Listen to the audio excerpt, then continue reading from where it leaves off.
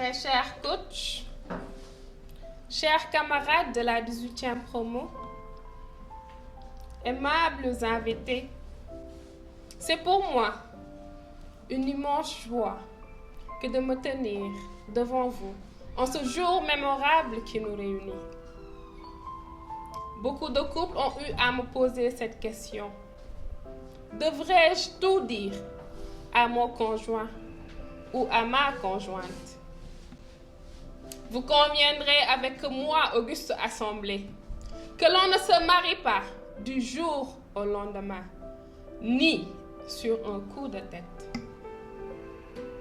Si deux personnes arrivent à s'unir à travers les liens du mariage, que ça soit civil et ou religieux, c'est qu'ils ont atteint une certaine maturité.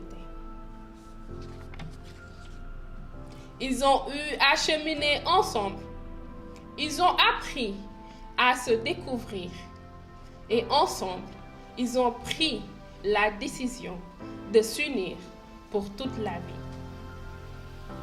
Chacun a eu à partager ses expériences, ses blessures, ses échecs. Chacun a accepté d'épouser l'autre tel qu'il est. Entre de tels conjoints, devrait-il exister des cachotteries? Vous allez sûrement me dire non. D'autres vont dire oui. Mais pour ma part, dans un couple, il faut pouvoir tout se dire. La transparence et la communication sont fondamentales. La Bible, dans le 2e chapitre de Genèse, au verset 24, nous dit que l'homme quittera son père et sa mère et s'attachera à sa femme, et ils ne formeront qu'une seule chair. Une seule chair. Un regard entre eux, un geste, un soupir, on dit plus que 1000 mots. Oui, dans un couple, il faut pouvoir tout se dire. Dire ce qui attise votre flamme d'amour. Attisez votre flamme d'amour pour solidifier votre lien sacré. Solidifiez votre lien sacré pour aller de l'avant. Quand je dis dans un couple, il faut pouvoir tout se dire.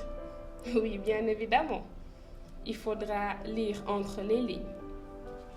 Il y a taire une chose dans le but de préserver l'autre ou de se préserver, ou taire une chose dans le but de mentir. Monsieur Diallo, vous conviendrez avec moi que dans le but de préserver votre épouse, vous n'allez pas lui dire que votre mère ne l'aime pas. Ce n'est pas lui mentir, c'est la préserver. C'est différent de passer par des difficultés financières, d'être obligé de s'endetter, aller jusqu'à hypothéquer votre domicile conjugal, prétextant que c'est pour protéger votre femme. Non, ce n'est pas la protéger, c'est lui mentir. Très chers messieurs, quand vous aurez à traverser des difficultés, parlez à vos femmes. Très chères dames, parlez de vos peurs, parlez de vos craintes à vos époux. Quand Dieu créa Ève, c'était pour qu'elle puisse être une aide pour Adam. Oui, la femme est une aide pour l'homme et l'homme est un pilier pour la femme. Mes très chers, cultivons la complicité, cultivons la communication, cultivons la transparence. Confesser ses erreurs, c'est mieux que votre conjoint le découvre. Votre couple risquerait de battre de l'aile.